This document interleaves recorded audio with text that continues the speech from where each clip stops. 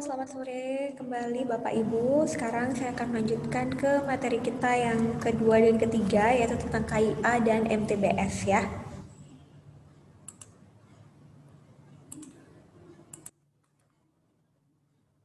Oke, ini saya akan menjelaskan untuk materi yang selanjutnya, yaitu tentang KIA. Nah, untuk ibu hamil atau bapak-bapak yang dulu pernah mengantar ibunya ke puskesmas untuk memeriksa kehamilan pasti sudah tidak asing dengan buku kesehatan ibu dan anak ini ya.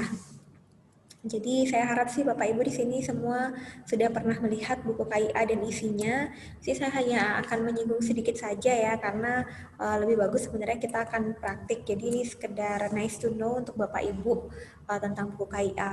Nah, adapun latar belakang dari adanya buku KIA ini tentunya melihat pada MDGs ya dari 2015 sekarang sudah 2020 sudah ada developmental goals yang terbaru sebenarnya ya.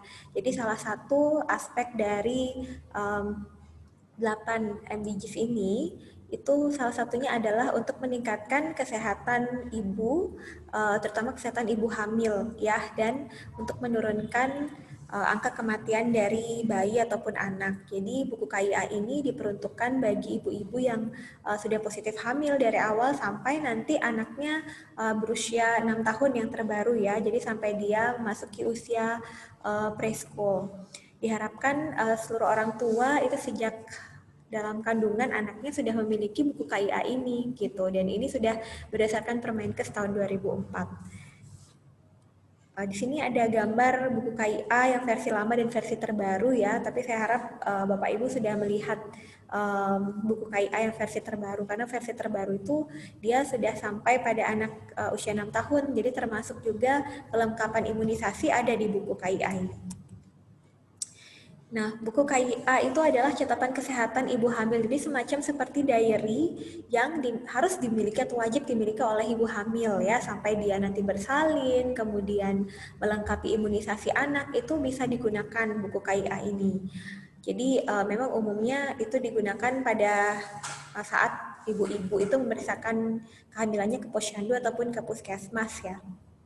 Nah, ini saya katakan tadi diary ini atau buku catatan ini itu digunakan sampai anak usia 6 tahun, dan di sana tidak hanya berisi catatan ibu-ibu dan bapak-bapak, jadi termasuk juga ada informasi-informasi yang penting untuk bagaimana cara orang tua dapat memelihara dan merawat kesehatan ibu yang sedang hamil maupun si anak ya, termasuk juga beberapa tahapan perkembangan anak juga ada di sana, kemudian nutrisi yang baik untuk ibu hamil pada tiap semester, kemudian bahaya-bahaya kehamilan juga ada di sana. Jadi sangat komplit ya. Jadi itu seperti buku saktinya ibu dan juga buku diari ibu dan anak. Nah, setelah melahirkan, ibu biasanya saat hamil kan punya satu buku ya, jadi untuk mengetahui bagaimana perkembangan kehamilan. Begitu anaknya lahir, kalau misalkan kelahirannya kembar, buku yang KIA yang dimiliki harus sesuai dengan jumlah anaknya. Kalau misalkan kembar dua ya punya dua buku KIA ya, karena satu buku KIA itu untuk memantau satu tumbuh kembangnya si anak gitu. Jadi kalau misalkan kelahirannya kembar, diharapkan ibu diberikan buku tambahan lagi sesuai dengan jumlah kelahiran. Dan buku ini tersedia di berbagai pelayanan kesehatan ya, baik posyandu, puskesdes, puskesmas, pustu, bidan praktek swasta juga ada, dokter praktek, rumah bersalin maupun rumah sakit ya. Jadi kalau misalkan ketemu SPOG, seharusnya sih SPOG-nya juga menyarankan ya supaya ibu memiliki buku KIA ini. Jadi tidak hanya megang buku USG-nya saja gitu ya. Nah, manfaat buku KIA diantaranya ada seperti yang tertera pada layar ya, Bapak Ibu bisa lihat untuk meningkatkan kualitas pelayanan untuk ibu maupun anak tentunya. Kemudian yang kedua sebagai alat untuk meningkatkan surveillance, monitoring dan sistem informasi yang ada ya untuk kesehatan ibu anak, termasuk juga sampai imunisasi. Jadi bisa benar-benar monitoring, dan Bapak Ibu bisa menggunakan data di buku KIA yang sudah terdokumentasi dengan baik itu sebagai data sekunder. Misalkan Bapak Ibu ingin merekap data, melihat isian data yang ada di buku KIA, atau digunakan sebagai data untuk penelitian juga bisa ya. Jadi itu bisa Bapak Ibu gunakan. Kemudian yang ketiga, mencegah dan mengurangi terjadinya komplikasi, terutama pada ibu hamil. Jadi kalau misalkan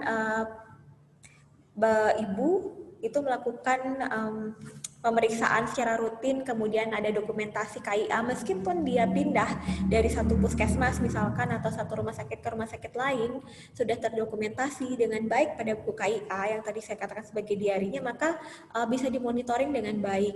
Jadi termasuk kemungkinan adanya komplikasi juga bisa terdeteksi di sana gitu. Jadi lihat kok terus tensinya 3 kali berturut-turut ini semakin tinggi gitu misalkan. Berat badannya kenapa tidak mau meningkat, dilihat dari perkembangan yang ada di yang tercatat pada buku KIA gitu ya. Jadi sangat bermanfaat adanya buku KIA ini. Dan yang terakhir adalah untuk memantau adanya risiko apakah perlu rujukan atau tidak. Ya misalkan tadi ibunya ternyata tensinya terus meningkat, terus ada bengkak juga, terus setelah dicek urinnya ada proteinuria nih. Wah ini jangan-jangan jadi preeklamsi nih ibunya gitu. Jadi kita perlu rujuk nih, kita nggak berani ambil tindakan untuk dilakukan persalinan normal gitu misalkan. Jadi sudah bisa kita pantau adanya risiko sedini mungkin pada dari buku KIA ini ya. Kemudian peran tenaga kesehatan bagaimana? Yang pertama membagikan buku KIA ya. Jadi pastikan semua ibu hamil itu mendapatkan buku KIA, termasuk juga kalau misalkan sudah punya anak terus ternyata kemarin-kemarin tidak dapat, diingatkan mana buku KIA-nya Bu. Jadi disimpan dengan rapi, kemudian digunakan, diisi dengan baik gitu ya. Kemudian yang kedua mengingatkan ibu untuk membawa buku KIA. Jadi jangan sampai bukunya itu jadi alas tidur atau jadi mainan anak karena warnanya pink jadi menarik, jadi dicoret-coret, jangan sampai ya. Jadi usahakan kita sebagai tenaga kesehatan sangat berperan penting untuk mengingatkan bahwa buku KIA ini adalah nyawa si ibu dan bayi ya, supaya benar-benar bisa terdokumentasi nih bagaimana perkembangan ibu dari hamil sampai anaknya usia 6 tahun. Kemudian menjelaskan pentingnya dan isi buku KIA itu. Jadi kalau misalkan kita sebagai tenaga kesehatan sudah menjelaskan dengan baik bahwa buku KIA itu sangat penting dan isinya juga sangat penting untuk si ibu, maka dia akan ibu jadi lebih was-was ya, jadi lebih sadar bahwa ini penting gitu. Jadi tidak akan diletakkan sembarangan. Kemudian yang keempat, mengingatkan ibu dan keluarga untuk membaca dan memahami buku KIA, dan terakhir mendokumentasikan hasil pemeriksaannya pada buku KIA. Nah, itulah peran kita sebagai tenaga kesehatan. Jangan sampai tenaga kesehatan cuma habis bagikan buku udah selesai, tidak ada mengingatkan atau tidak ada menjelaskan pentingnya, atau hanya mendokumentasikan ini Bu sudah dokumentasi terus pergi.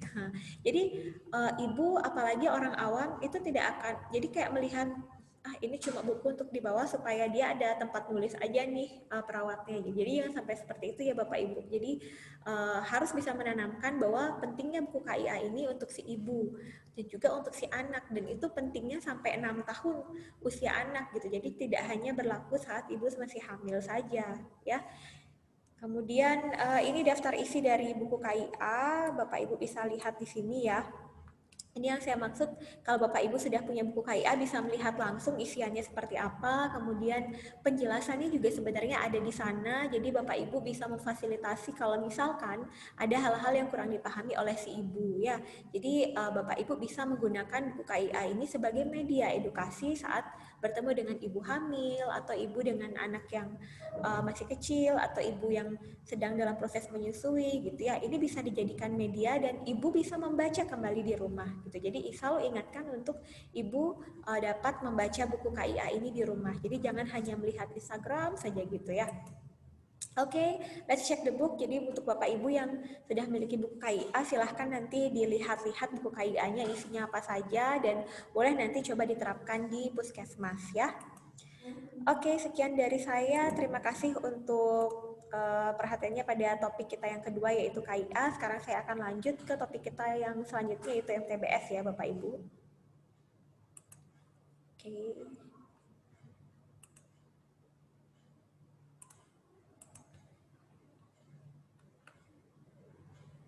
Oke, saya akan lanjut pada slide berikutnya untuk materi MTBS ya Bapak Ibu. Terima kasih.